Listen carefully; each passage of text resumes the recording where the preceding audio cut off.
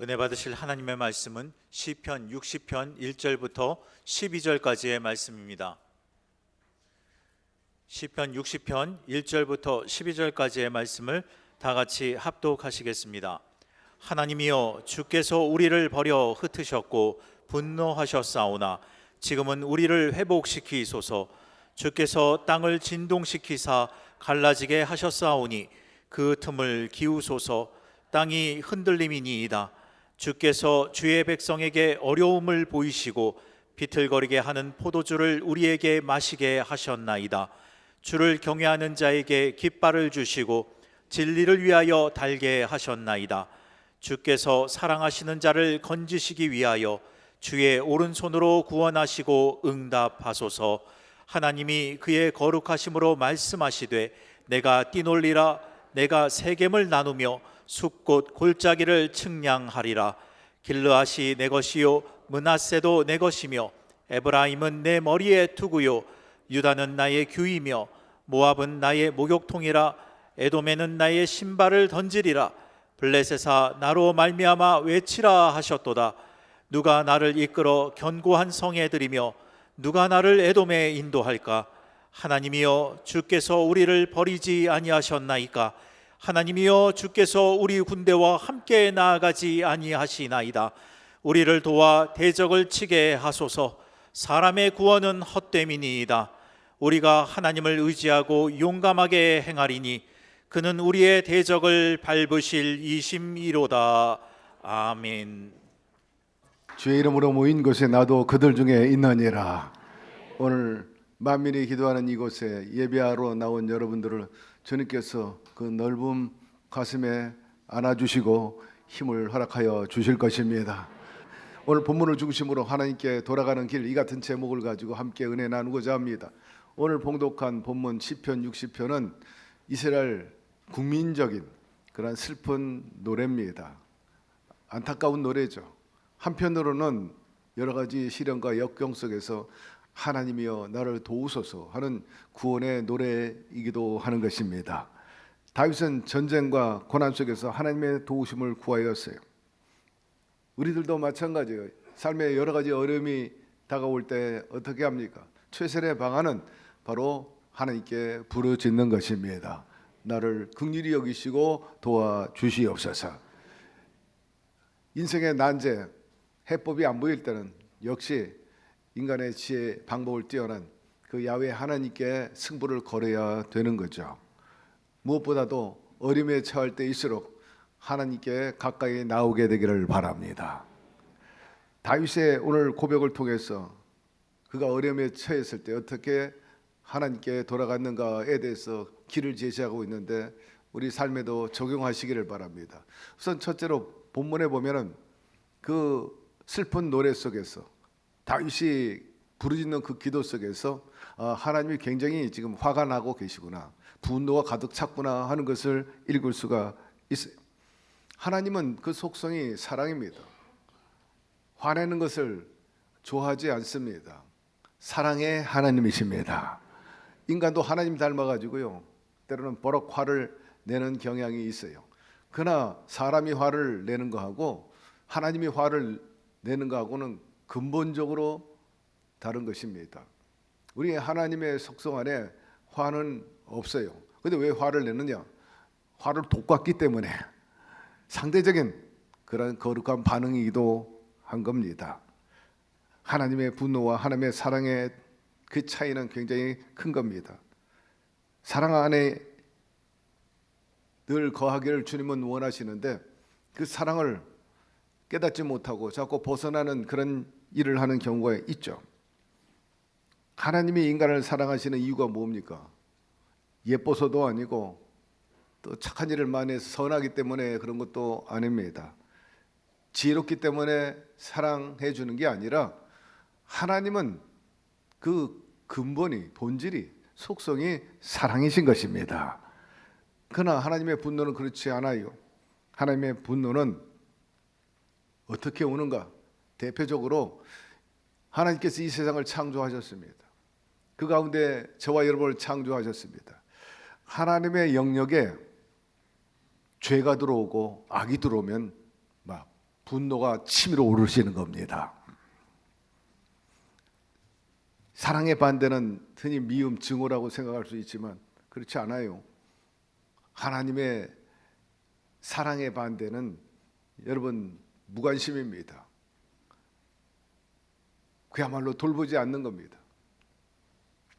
만일 이 세상이 불의하고 또 악한 원수들이 날뛰고 있는 그런 실정이라 할지라도 우리가 절망하지 않는 것은 이 세상에 하나님의 공의와 하나님의 사랑이 있기 때문인 것입니다.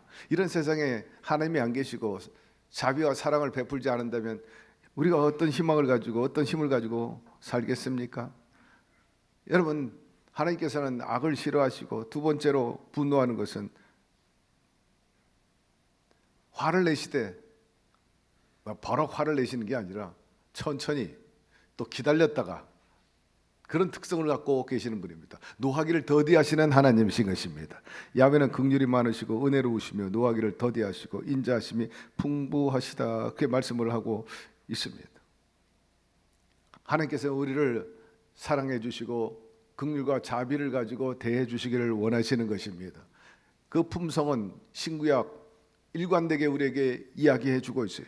주의 약속은 어떤 이들이 더디다고 생각하는 것 같이 더딘 것이 아니라 오직 주께서는 너희를 대하여 오래 참으사 아무도 멸망하지 아니하고 다 회개하기 이르기를 원하시느니라 말씀하고 있어요. 그렇기 때문에 독생자 예수 그리스도를 이 땅에 보내주셔가지고 어떻게 하든지 한 영혼이라도 지옥에 가지 않고 정말 하나님의 형상대로 지음받은 인간으로서 이 땅에서도 천국을 누리면서 또 내세 영원한 나라에 들어갈 수 있게끔 원하시고 길을 열어주시는 분이 우리 아버지 하나님이신 것입니다. 상한 갈 때 꺾지 않고 꺼져가는 심도 끄지 아니하시기를 노하기를 더디하신다 말씀하고 있어요. 자비와 긍휼이 많으시는 분이신 것입니다. 그러나 여기서 우리가 분명히 알아야 할 것은 하나님의 진노 언젠가는 반드시 나에게 내려올 수 있다는 사실인 것입니다. 그러나 성급하게 진노의 불을 우리에게 내려보내지 않아요. 그리고 세 번째, 하나님의 진노는 이미 드러나 있습니다. 하나님의 진노가 불의로 진리를 막는 사람들의 모든 경건하지 않음과 불의에 대해 하늘로부터 나타난다 하였습니다. 로마서 1장에 보니까 모든 사람이 죄를 범하였으며 하나님의 영광에 이르지 못한다 하였습니다. 이 죄인들이 추구하는 세 가지 길이 있는데 하나는 하나님의 진리를 거스리는 거죠. 그리고 두 번째는 진리를 거짓말로 변질시키는 겁니다. 변화가 아니라 변질이 되는 거죠. 그것이 죄인이 가는 길들이라. 그리고 하나님보다 세상을 더 사랑하는 것, 이것이 대표적으로 죄인들의 특성인 것입니다. 여러분, 진리의 말씀을 거스르지 말게 되기를 바라고 진리를 왜곡되게 하지 말기를 바라고 하나님보다 세상을 더 사랑하지 말게 되기를 바랍니다. 이런 행위 심판을 받게 되어 있습니다. 진노하셔가지고 불벼락을 내리십니다. 근데 당장 하지 않는다는 거죠. 우선 이런 사람에 대해서는 하나님께서 거리를 두시는 겁니다. 단절하시는 거죠. 한마디로 말하면 포기하는 겁니다. 하나님이 포기한다는 것은 한마디로 사형 선고나 다름이 없어요. 그때부터 마귀의 밥이 되는 거지. 이러므로 사랑하는 성도 여러분, 기도해야 합니다. 내 자신을 살펴보면서 주여 나에게 자비를 베풀어 주시옵시고 저를 포기하지 말아 주시옵소서. 그리고 네 번째, 하나님의 분노는 쌓이는 특성이 있어요. 눈이 하나 둘 쌓이는 것처럼 말입니다. 다만 내 고집과 회개하지 아니하는 마음을 따라 진노의 날 곧 하나님의 의로운 심판이 나타나는 그날에 이 말 진노를 내게 쌓는도다 하였습니다. 너 화를 돋구는구나. 너 화를 지금 불러일으키는구나. 쌓고 있다. 흔히 그런 얘기를 하지 않습니까? 성경에 말씀하시기를 언젠가는 너 화를 돋구고 나에게 분노를 쌓게 했는데 언젠가는 폭발할 때가 올 거다. 너 반드시 거기에 대해서 대가를 치를 때가 올 거야 하는 겁니다. 그리고 하나님의 진노는 거듭 강조하지만 죄인을 향해 의인을 향해서 선한 삶을 향해서 여러분 화살이 날라오는 게 아닙니다. 불벼락이 떨어지는 게 아니라는 거죠. 아들에게는 순종하지 아니하는 자는 영생을 보지 못하고 도리어 하나님의 진노가 그 위에 머물러 있느니라 하였습니다. 하나님의 진노가 불순종하는 자에게 내릴 것이라. 아니 불벼락을 당장 맞을 것이다. 그렇게 되어 있지 않고 이 말씀에 보면 너에 대한 진노의 그 불이 너희 머리 위에 머물러 있다 그랬어요. 그냥 떨어지는 게 아니라 지금 기다리고 있다는 거예요. 하나님께서 정도가 차면 그냥 때리겠다는 거예요. 그건 왜냐? 로마서의 1장에 기록한 대로 우리 모두가 죄인이기 때문에 다 진노의 불이 이 위에 있는 거예요. 저 사람은 있고 저 사람은 없는 게, 너 언젠가는 때릴 수 있다는 거예요. 다 부족하기 때문에, 흠이 있기 때문에 그걸 지적하고 있어요. 다만 그러면 왜 이게 때리지 않느냐? 바로 자비와 긍휼로 아직도 상하지만 잘못되고 못했지만 치지 않는 거죠. 참고 계신다는 거예요. 그리고 예수 그리스도의 구속의 은혜에 그들이 변화받기를 원하는 거예요. 여러분, 진노가 임하기 전에 예수 그리스도로 믿는 그 믿음으로 말미암아 소위 칭이라는데, 의롭다 칭하심을 받았다. 죄인인데 그리스도의 그 자비와 대속의 은혜로 믿고 나아갈 때 주님께서 그것을 의로 여기신다.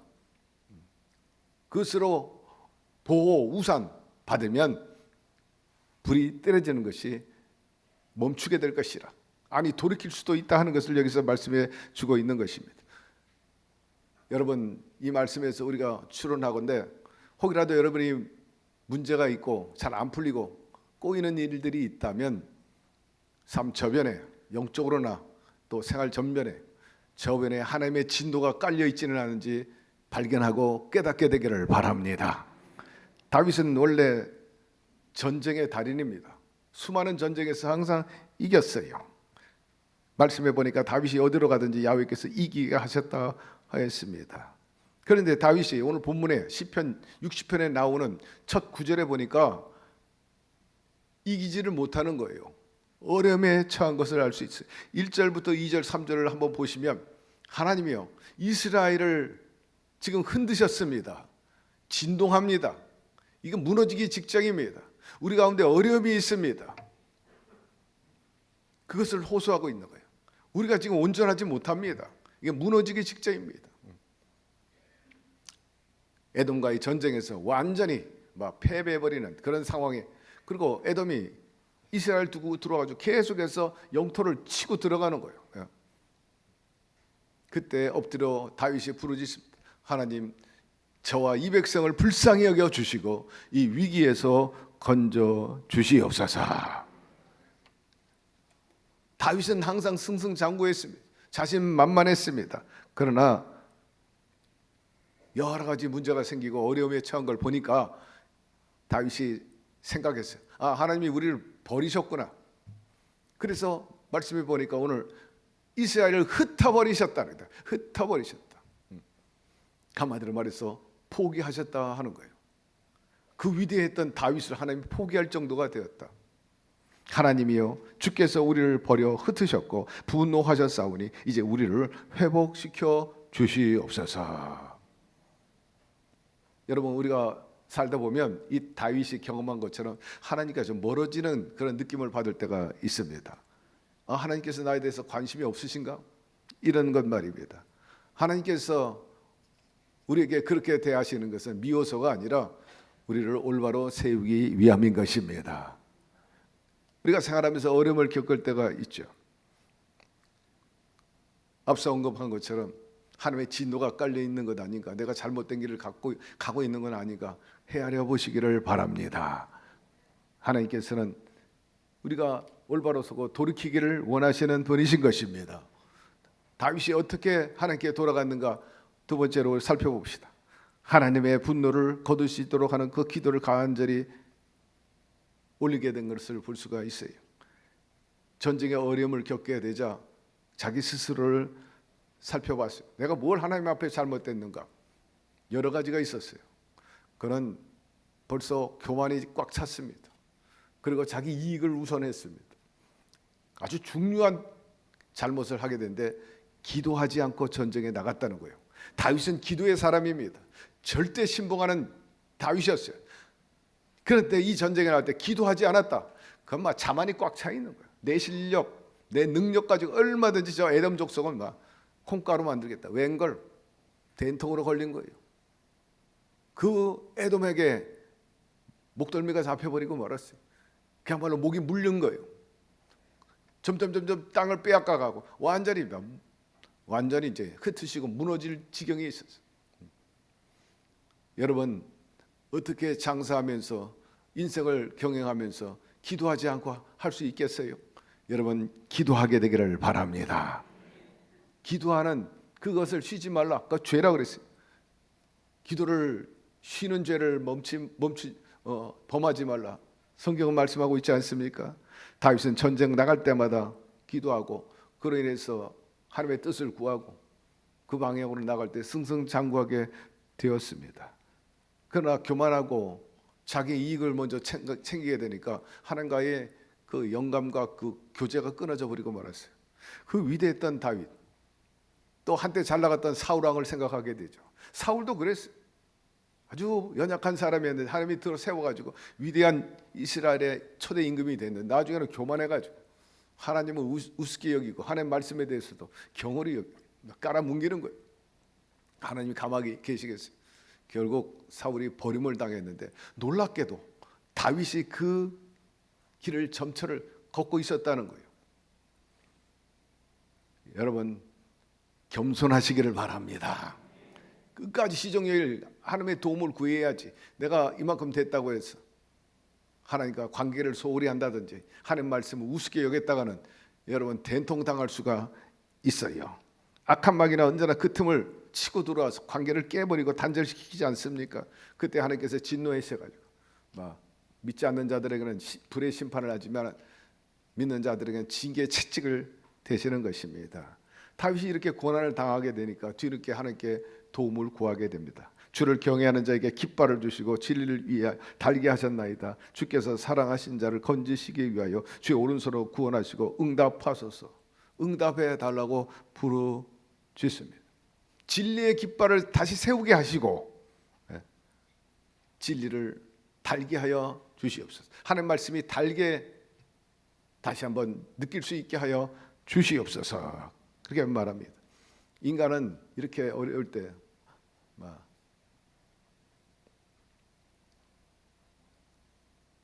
자기 유익을 위해서 그렇게 매달리는 모습을 보이는데, 그리고 인간은 때때로 회초리를 들 때 반성하고 깨닫게 되는 것을 여기서 우리가 알 수가 있습니다. 우리는 기도를 통해서 하나님의 도움을 구하고 또 기적을 체험하는 그런 우리의 삶이 이루어져야 될 것입니다. 최근에 그런 베트남의 한 부부가 있어요. 제가 국민일보 지난 1월 8일자 신문에 보니까는 베트남 고산지대에 살고 있는 한 부부가 이런 경험을 했다 하고 기사화가 되었습니다. 이름은 동부연이라는 분인데 딸 하나를 데리고 살아요. 안타깝게도 애지중지 키웠던 이 딸이 심장병이 생긴 것입니다. 그래서 수시로 넘어지고 숨차하고 그렇습니다. 이 기사를 제공한 그분이 호주 순교자의 소리라는 커뮤니티인데 대표가 폴리라는 분입니다. 이 폴리라는 대표가 이렇게 말합니다. 이 동부영 부부는 조상을 숭배하고 기독교를 핍박하는 마을에서 살았는데 온갖 비난과 고난을 겪었다는 것입니다. 마을 사람들이 예수 믿는다고 공격하고 그 마을은 조상 숭배를 하고 있는 마을이었습니다. 그리고 베트남은 지금은 상당히 시장 경제 원리에서 나라가 경제적으로 부강해지고 있습니다. 그러나 그 저변에는 여전히 공산주의하고 사회주의가 꽉 차 있는 거예요. 그래서 복음을 편만하게 전할 수도 없거니와 외국 사람들이 가서 복음을 전할 수 없어요. 아주 오래전 얘기입니다만 저도 갔다가 붙잡혀가지고 한번 혼쭐이 났고 베트남 사람들이 얻어맞고 또 추방당하고 함께했던 선교사도 추방당한 적이 있는데 뭐 호시탐탐 누리고 사람들이 가서 고발을 하니까 영락없이 발각되기도 하죠. 지금도 마찬가지예요. 베트남은 공산사회주의, 북한과 똑같고 저 시진핑 중국과 똑같아요. 점점 심해지고 있는 것이 사실입니다. 그러나 등소평처럼 흰 고양이나 검은 고양이나 쥐만 잘 잡으면 되지 해가지고 지금 자본주의 논리로 해서 크게 일어났는데, 제가 이번에 깜짝 놀란 것은 트럼프가 자국 이익주의로 보호 무역주의로 나가고 있는데 드러난 것이 가장 미국을 상대로 해가지고 수출해서 돈을 많이 남기는 나라가 베트남이더라고요. 제일 이익을 보는 나라가 베트남이에요. 그 측근에 있는 쿠바라든지 멕시코 이런 나라들이 막 미국을 뜯어먹고 사는 거예요. 그 정도로 그 사람들이 성장하게 되었어요. 그러나 우리가 경계해야 될 것은 그 나라가 여전히 공산사회주의자라는 것입니다. 그래서 기독교를 핍박해요. 그러니 고산지대나 저 지방 시골에서는 뭐 전적으로 조상 숭배하고 기독교 같은 거 들어오지 못하게 하니까 말이에요. 근데 이 동부연 부부는 하나님을 잘 신봉했죠. 핍박이 왔음에도 불구하고 그렇게 하나님을 붙잡고 삽니다. 병원에 갔는데 예수 믿는다고 의사가 치료를 안 해주는 겁니다. 절망정에 있지만 그는 여전히 하나님께 승부를 걸어요. 하나님, 내 딸 살려주십시오, 살려주십시오.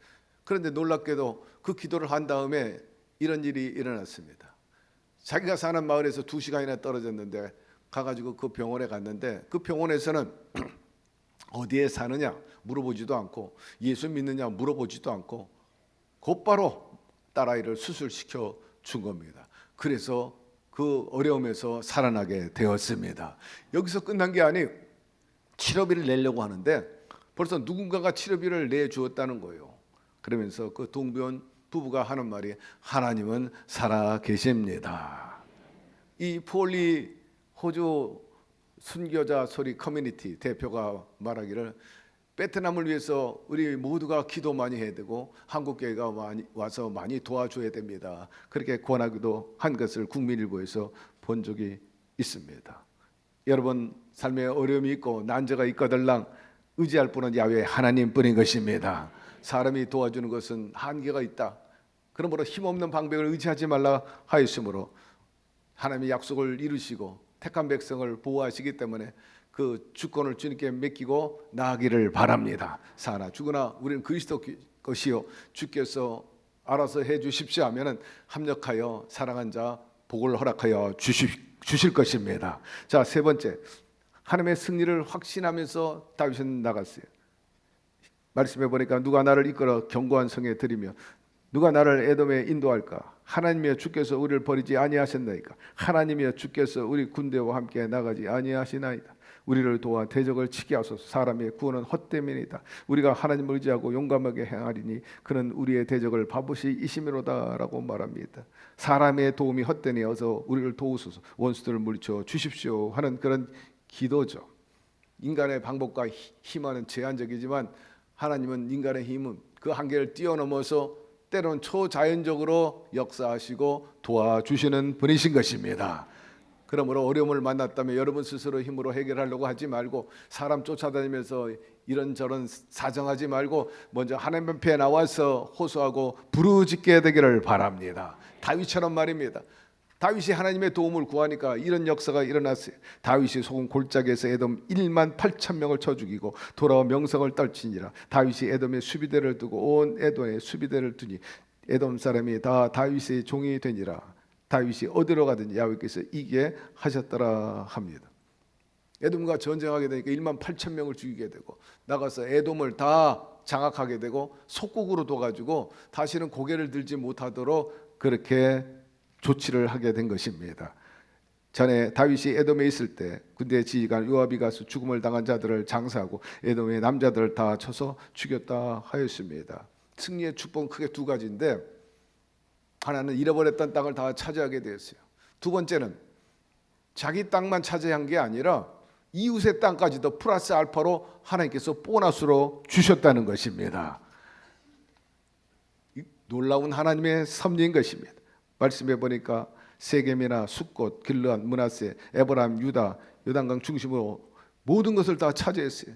7절에서 8절 말씀해 보면 이렇게 주변에 있는 나라들도 다 장악하게 되었습니다. 하나님의 진노를 기도함으로 다시 한번 호소함으로 인해 가지고 관계가 회복되게 되니까 하나님께서 이러한 승리를 허락하여 주신 것입니다. 8절에 보니까 모압은 나의 목욕통이라고 그랬어요. 완전히 이제 식민지화하고 거기 가서 목욕하는 목욕통이라. 표현도 참 리얼합니다. 목욕통이면 발도 씻고 그래서 성경 말씀에 언급하기를 그때 내 발을 씻으리라. 발은요 종들이 씻게 돼 있었거든요. 그러니까 모압은 그야말로 처절하게 패배하고 다윗의 발을 씻기고 그 나라가 목욕통이 되어버리고 말았습니다. 그 외에 에돔에는 나의 신발을 던지리라. 모압뿐만 아니라 에돔에도 밖에 출입하고 집에 들어오면 신발을 가지런히 정리해 놓습니다. 근데 이 주인이 와가지고 가지를 놓지 않고 그냥 냅다 그냥 신발을 하늘 향해서 발로 차버리는 거예요. 그 신발이 휙 날아가 저쪽에 떨어졌어. 누가 정리합니까? 종이 주워다가 정리하는 거예요. 에돔이 그렇게 됐다는 거예요. 에돔에는 나의 신발을 던지리라. 블레셋도 이스라엘을 괴롭혔지만 완전히 집 부숴버리고 승리의 개가를 외치게 되었다 말씀한 것을 알 수가 있습니다. 하나님의 분노가 화가 미치면요 내게 있던 것도 다 빼앗겨버리고 말아요. 남이 다 가져가 버립니다.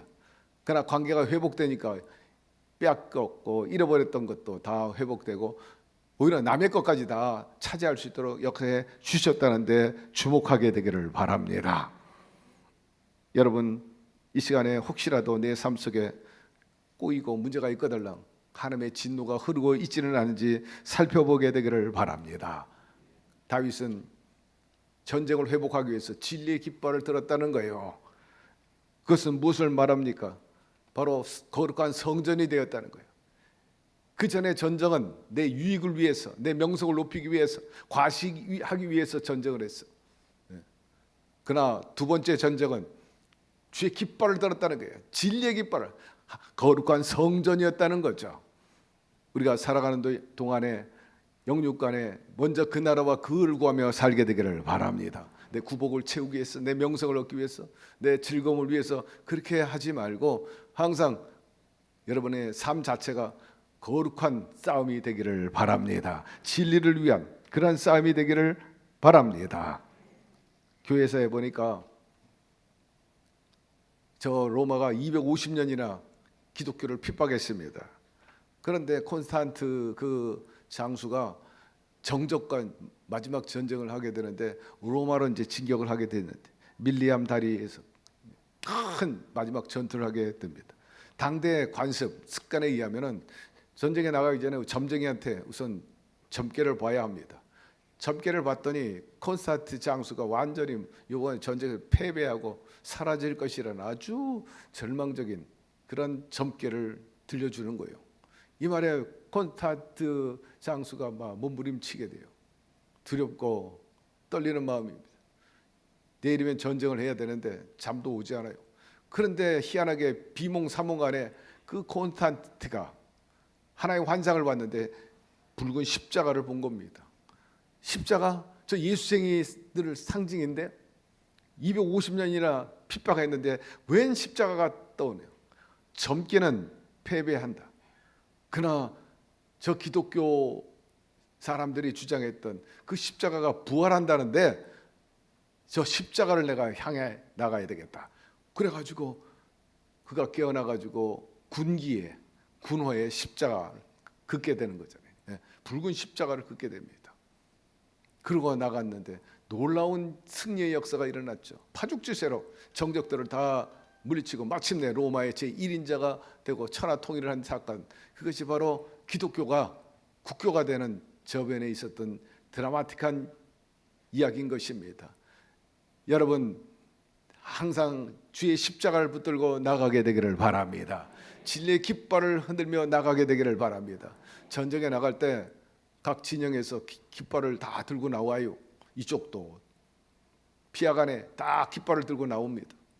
그런데 깃발을 많이 드는 그런 군대들이 있습니다. 실제적으로 군대 수가 많아서 그럴 수도 있고 혹은 전시 효과로 그렇게 할 수도 있는데 깃발이 많다는 것은 그만큼 맨파워가 강하다는 거예요. 숫자가 크고 무기도 많다는 것을 상징하니까 깃발을 높이 들어요. 전쟁할 때 그 깃발을 안 뺏기려고 그러고 끝까지 사수하려고 하는 것을 볼 수 있는데 그것은 하나의 기호, 기세 그리고 세력을 의미하는 거죠. 여러분 세상에 여러 가지 깃발이 있고 파워풀한 깃발이 있다 할지라도 최고 막강 파워는요 바로 진리의 깃발인 것입니다. 진리가 자유케 하리라. 십자가가 결국 승리하게 되는 것입니다. 그러므로 사랑하는 성도 여러분, 우리의 싸움은 혈과 육이 아니요 세상 어두운 주관자와 하늘에 있는 악한 영들이라 말씀하고 있어요. 악한 원수 마귀는 늘 우리를 도적질하고 죽이고 멸망시키려고 하고, 또 마귀의 자식들은 믿는 자와 우리의 삶 전반을 도적질하고 죽이고 멸망시키려고 하고 있는 그런 시절인데, 이때야말로 다윗처럼 우리 스스로를 한번 살펴보면서 혹이라도 그릇된 것이 있다면 바로 잡아야 되고, 가장 중요한 것은 하나님과의 관계를 늘 잘 유지하게 되기를 바랍니다. 혹이라도 진노의 흐름이 있다면 회개하고 돌이켜서 하나님을 붙잡고 나가십시오. 그리하면 다윗처럼 여러분의 삶에도 반전의 역사가 일어나게 될 것이고, 잃어버렸던 것도 다 회복할 뿐만 아니라 하나님께서 예비한 크고 비밀한 그 큰 은혜와 축복을 누리게 될 줄로 믿습니다. 그런 삶이 있기를 주의 이름으로 축원합니다. 야훼 하나님 아버지, 오늘 다윗의 그 전쟁을 통해서 교훈하신 것을 다시 한번 깨닫게 해 주시니 감사드립니다. 하나님은 진노의 하나님이 아니요 길이 참으시는 하나님이십니다. 또 진노하시더라도 더디하시는 분이라고 하였습니다. 가장 싫어하는 것이 바로 죄라 하였는데 우리가 청산하게 도와주시고, 여러 가지 문제가 꼬이고 잘 풀려나가지 않을 때 혹이라도 하나님의 진노가 흐르고 있지는 않은지 살펴서 우리 마음을 새롭게 하고 변화를 받아서 다윗처럼 회개에 다시 바른 관계를 맺어가지고 영육 간의 전쟁에서 우리도 승리하게 도와주시옵소서. 예수님의 이름으로 기도드리옵나이다. 아멘.